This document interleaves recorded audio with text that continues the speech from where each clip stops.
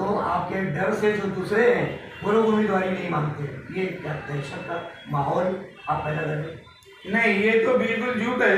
मगर मेरा मूड मेरे प्रतिस्पर्धी ने बढ़ाया है और कोई नेता जो आज चुनाव के लिए तैयार है उनके पास ऐसा कोई आंदोलन जनता के लिए किया हुआ मुझे नजर नहीं आता। उस टाइम हम सम्माननीय डीसीपी दिलीप सावंत साहब को मिले और उनको बोला कि साहब हम लोग पूरे हमारे हिंदू मुस्लिम एकता मंच के जो पदाधिकारी है टीम है उनको लेके पूरे एरिया में घूमते हैं और दुकानें चालू करते हैं। तो उस टाइम उन्होंने भी सहयोग दिया। महाराष्ट्र में वातावरण तंग था, लोग डर गए थे कोरोना काल में। उस टाइम सब जगह बाजार पेटें बंद थी, मगर गोंडी का बाजार खुलेआम खुला था।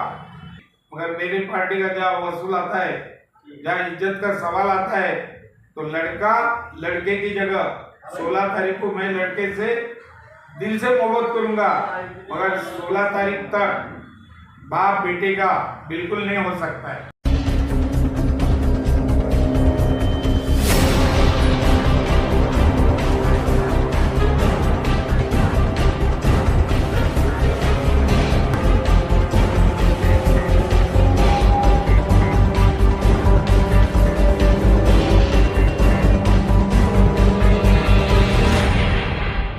नमस्कार दोस्तों, आप देख रहे हो समाचार यात्रा। मैं हूं आपका दोस्त और होस्ट राकेश चंद्रा। आज हम बैगनवाड़ी के शिवसेना ऑफिस में बैठे हैं। यहाँ मेरी मुलाकात महादेव अंबेकर जी से हुई है। वो यहाँ पर अगर उनकी बात करें इस शख्सियत की, तो यहाँ पर एक जाना माना पहचाना हुआ चेहरा है। हर घर में इनकी अपनी प्रसिद्धि है, लोग इन्हें इनके कामों से जानते हैं। ये शिवसेना के वरिष्ठ नेता हैं। आइए हम आपसे मिलवाते हैं महादेव अंबेकर जी से। साहब, आपका समाचार यात्रा में स्वागत है। और जैसा कि मनपा चुनाव का बिगुल बज चुका है, चारों तरफ लोग जो है अपनी अपनी पार्टियों से लोगों को उम्मीदवारी दे रहे हैं, तो आप कुछ अपने उम्मीदवारी के बारे में बताइए। मेरी उम्मीदवारी जो है, और मैं बीच में यहाँ से लड़ने के मूड में बिल्कुल नहीं था। मैं इसके पहले 2 बार 2012 और 2017 में मेरी वाइफ हम लड़ चुके हैं। तीसरी बार लड़ने की बिल्कुल मूड में नहीं था, मगर मेरा मूड मेरे प्रतिस्पर्धी ने बढ़ाया है। बढ़ाया तो कैसा बढ़ाया? उन्होंने जो स्टेप लिया, वो जो सिंधे सेना में गए, उस टाइम मेरा हौसला वापस बढ़ गया। मैं मेरे पार्टी को रिक्वेस्ट किया कि मुझे उम्मीदवारी दोगे तो मैं यहाँ से 100% सीट निकाल के दूंगा। और मेरे पार्टी का मेरे पे भरोसा था, विश्वास था। उन्होंने मेरे को यहाँ उम्मीदवारी देने का फैसला लिया। देखो आगे आगे क्या होता है।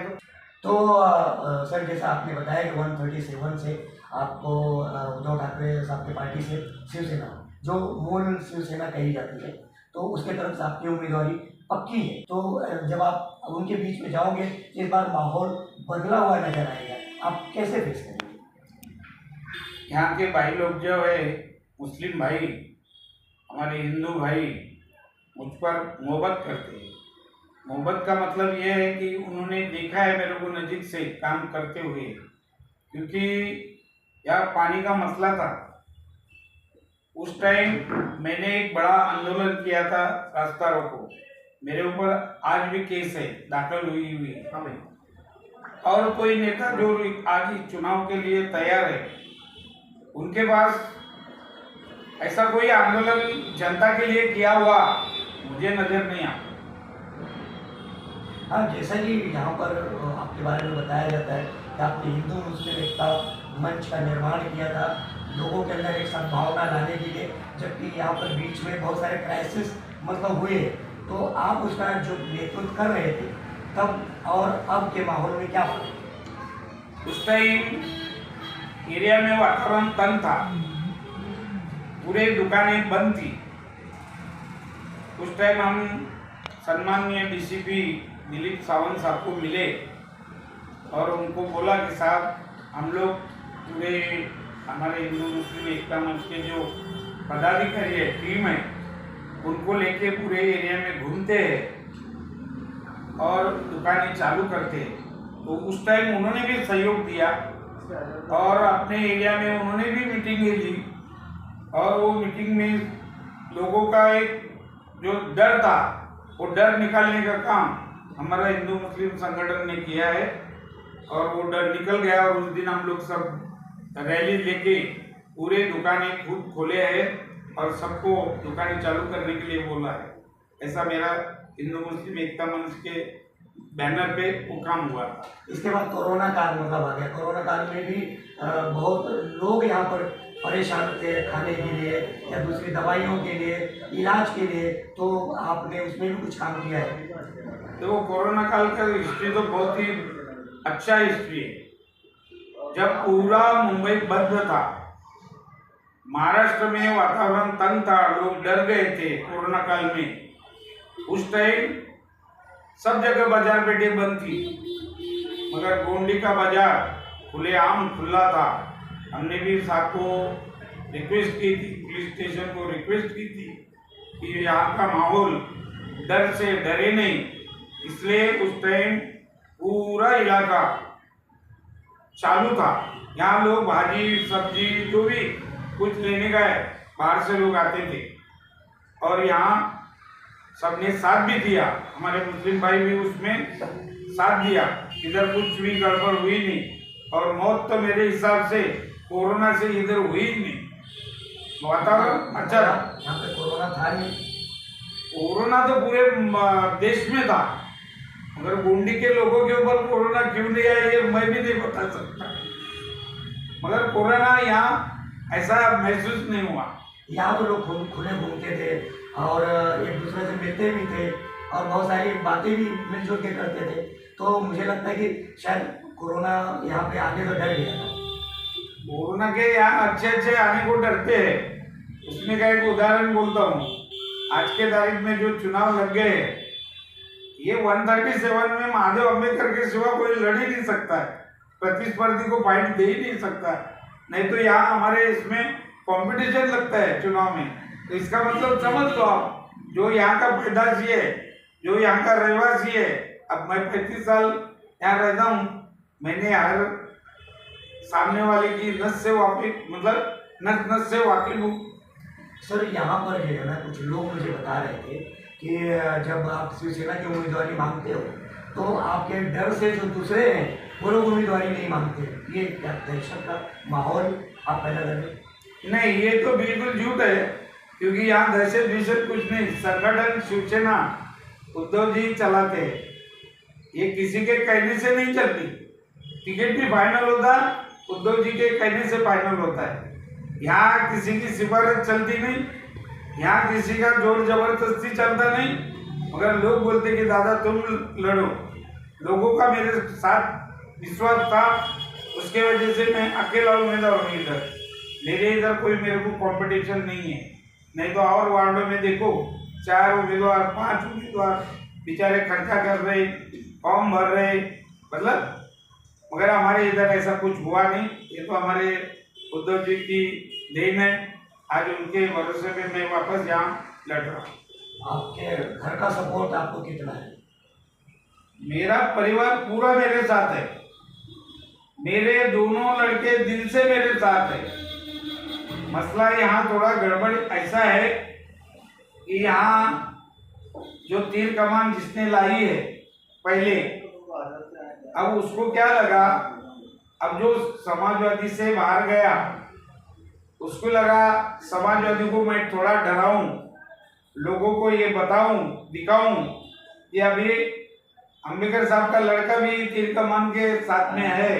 इसलिए उसने बैनर छपे थे, पूरे इलाके में लगाए थे और समाजवादी के लोगों को ये दिखाना चाहता था कि अम्बेडकर अगर मेरे साथ, लड़का मेरे साथ है तो उसका बाप किधर है। लड़का लड़के के जगह, मेरी मोहब्बत मेरे लड़के के ऊपर 100% है, इसमें कोई संदेह नहीं। मगर मेरी पार्टी का जहाँ वसूल आता है, जहाँ इज्जत का सवाल आता है, तो लड़का लड़के की जगह 16 तारीख को मैं लड़के से दिल से मोहब्बत करूंगा, मगर 16 तारीख तक बाप बेटे का बिल्कुल नहीं हो सकता है, क्योंकि मेरे पार्टी की इज्जत का सवाल है, उद्धव जी के भविष्य का सवाल है। उद्धव जी ने जो महाराष्ट्र के अंदर मेहनत की है, उसका अगर कोई भगोड़े बोलता हूँ उनको, कि जो लोग शिवसेना में बड़े हुए, अभी एक टाइम वो रिक्शा चलाते थे, आज एक रिक्शा ड्राइवर महाराष्ट्र में नेतृत्व करने लग गया है। आशीर्वाद तो बाला साहब जी का था, आशीर्वाद तो उद्धव जी का था। अब तुम उनको तकलीफ दोगे तो यहाँ का महाराष्ट्रियन मराठी आदमी ये चीजें बर्दाश्त नहीं करेगा। अब उसमें दूसरा भगोड़ा और मिला, जिसको समाजवादी ने छोटे से बड़ा किया, सब कुछ सिखाया, 3 बार चुनाव में समाजवादी ने जीत के लाया। अब वो आदमी को ऐसी कौन सी लालच लगी, उसको ऐसा क्या मिला कि जो यहाँ से छोड़ के एकनाथ शिंदे के पक्ष में गया। एकनाथ शिंदे बोले तो क्या कोई ऐसा बड़ा नहीं है, हमारे जैसा इंसान है, वो भी आदमी है, हम भी आदमी हैं, तो ऐसा कुछ नहीं है। ये पब्लिक को गुमराह करने का चाल है, चाहे कोई भी हो। ये हमारी मशाल किसी को माफ नहीं है। देखो, एक तो मुस्लिम भाइयों के मैंने ऐसे काम किए हैं, वो यादगार काम किए, उसमें से एक यादगार काम मैं बताता हूँ। जब यहाँ तकरीर के कार्यक्रम होते थे, 10 बजे रात को पुलिस बंद करते थे। अब वो कार्यक्रम के बारे में मैं खुद सीनियर को मिलता था, साहब को बोलता था, साहब हम हिंदू मुस्लिम एक साथ रहना चाहते हैं, आपको कुछ तकलीफ होएगी तो हम बोल सकते हैं, मगर ऐसा यहाँ कुछ नहीं है। उस टाइम मैं कुर्सी डाल के बैठता था, रात को 12 साढ़े 12 बजे तक तकरीर के कार्यक्रम हम करवाते थे। उस वजह से मेरे ऊपर मुस्लिम भाई का भरोसा बैठा। एक बार मोहर्रम का कार्यक्रम था, ताजिया यहाँ से जा रही थी, ये हमारे ऑफिस के इधर बाजू में पीपल का झाड़ है, वो पीपल के झाड़ में वो फांदी ताजिया को लटक रही थी। कुछ अनशन बच्चे रहते, वो शिवाजी महाराज का पुतला बाजू में था, उधर से चढ़ गए, वो फांदी तोड़ दी। यहाँ माहौल गर्म हो गया था, वातावरण खराब हो गया था। हमारे समाजवादी के हमारे एक दोस्त है अमान भाई तुरंत मेरे को फोन किए, अंबेडकर भाई क्या हुआ? मैं भी अभी सुना हूँ, मैं भी जा रहा हूँ, आप भी आ जाओ। तो हम लोगों ने उस टाइम यहाँ शांतता ऐसी रखी कि इतनी सी भी गड़बड़ होने नहीं दी। मोहर्रम का ताजिया ढंग से बाहर निकल गया और ऐसे काम किए कि हमारे 24 नंबर में हिंदू भाई और मुस्लिम भाई, एक तरफ नवरात्र का कार्यक्रम होता था, एक तरफ वाच का कार्यक्रम होता था। अब उधर वातावरण तंग था, ऐसे में हमने एक दूसरा मार्ग निकाला, पुलिस स्टेशन में गए, सीनियर साहब को बताया कि हम लोग यहाँ एक साथ रहना चाहते और ये हमारे को दोनों में एकता लाने का है। उन्होंने सहयोग दिया। हम लोग उधर नवरात्र का कार्यक्रम पहले करते थे, उसी स्टेज पे वहाँ के मुस्लिम भाई वाच का कार्यक्रम करते थे। ये हकीकत है। जब हमने मुस्लिम भाइयों के लिए इतना अच्छे काम किए तो हमको यहाँ कौन रोक सकता है? हमको मुस्लिम भाइयों का बिल्कुल डर नहीं है। लेकिन सबसे बड़ा प्रॉब्लम एक ऐसा है यहाँ पर, जो नई पीढ़ी जो 18 साल से ऊपर जो नए वोटर हैं, नए वोटर जो इमोशनल होते थे, तो ये इमोशनल जो कार्ड खेला जा रहा है, उससे आप कैसे बचेंगे? देखो, एक तो यहाँ जुदी पुरानी टीम आज भी मौजूद है, जिन्होंने ये बैगनवाड़ी का हिस्ट्री जाना है, उनको मालूम है यहाँ लाइट नहीं थी, यहाँ पानी नहीं था। उस टाइम खड्डे का पानी हम लोग पीते थे। उस टाइम हम लोग को कांच का दिया लगा के यहाँ लोग यहाँ अपने अपने घरों में रहते थे। ऐसे हालात में जिन्होंने दिन निकाला है, ये आज के पीढ़ी को मालूम नहीं ना, अभी उन्होंने वो दिन देखे नहीं, मगर उनके बाप दादा ने वो दिन देखे, इसलिए आज वो बच्चे लोग भी समझ जाएंगे, क्योंकि उनको भी समझ है। समझ नहीं है ऐसा नहीं है, उसका कारण ऐसा है, आज नशा खुलेआम बिक रही है, चरस बिक रही है, गांजा बेचने वाला कौन है? जिम्मेदार कौन? इसके जिम्मेदार तो यहाँ के लोग ही है ना, हम सब है ना उसमें। अगर हम लोग कुछ करेंगे तो ये बंद होएगा ना, मगर हम लोग करना नहीं चाहते ना, क्योंकि हमको हमेशा सत्ता काबिज करने की इच्छा है ना। अगर वो ऐसे पढ़े रहेंगे चर्चे गर्दुल्ले के तरह, तो उनके लिए काम करेंगे वो लोग बच्चे। अगर अच्छे बच्चे इसमें भी इन्वॉल्व नहीं होते। तो ये थे महादेव अम्बेकर साहब, जो यहाँ पर बोला है। अभी हाँ वो बकेट बचाना है ना, अगले स्टेप में लेना है। अभी सब बोल देंगे तो मजा चला गया। तो ये थे यहाँ के वरिष्ठ शिवसेना के नेता, जो घरों घरों में जाने जाते हैं।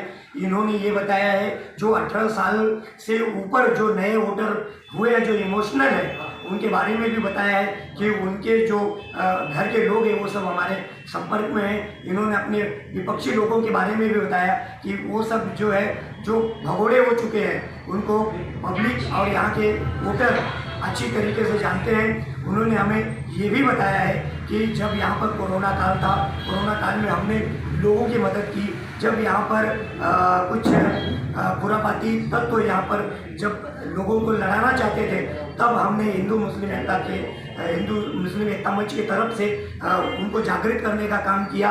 ये एक अच्छा लोगों में संचार का माध्यम हम लोग बने हैं। तो इस तरीके से इन्होंने अब यहाँ पर चुनावी मैदान में लोगों के सामने रहेंगे और हम इनसे आगे भी बात करते रहेंगे। तो देखते रहिए समाचार यात्रा।